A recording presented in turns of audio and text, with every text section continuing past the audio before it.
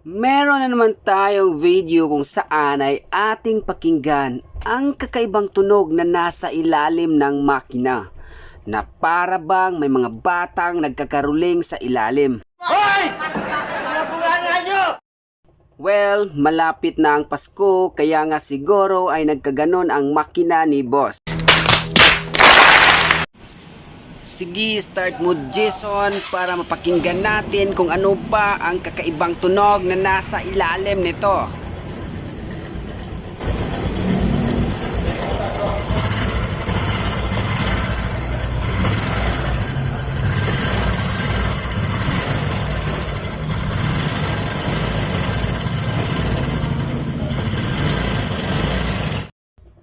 And now, tingnan natin ang mga roller guide.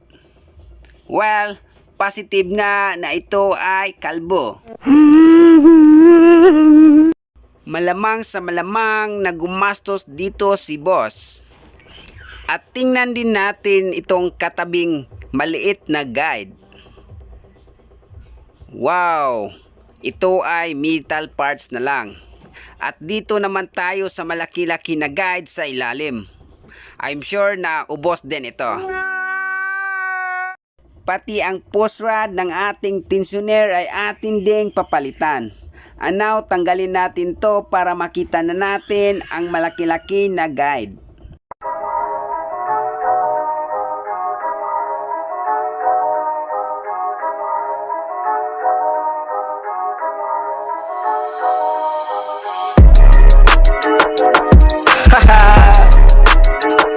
Uy, yatay! Well, positive nga ubos din itong malaki-laki na guide.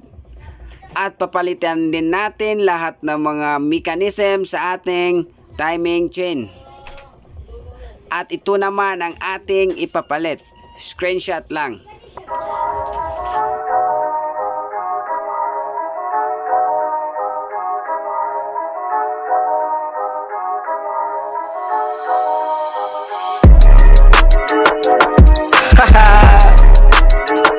Uy, yatay!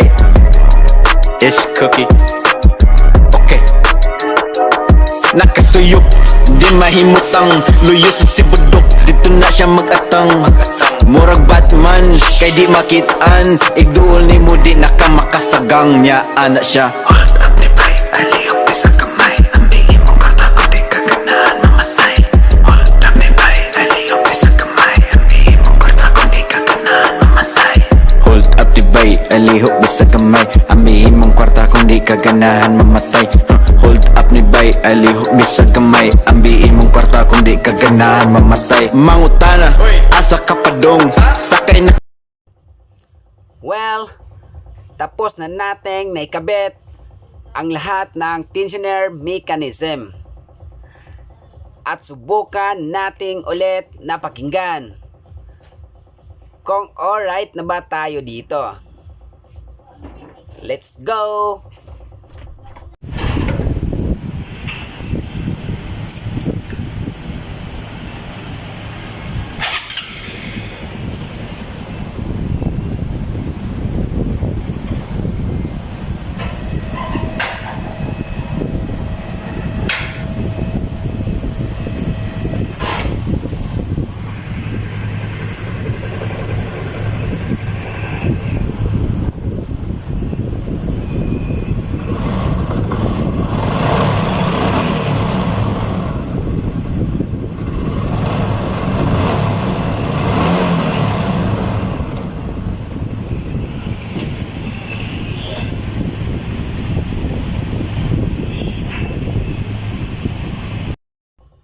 Well, alright?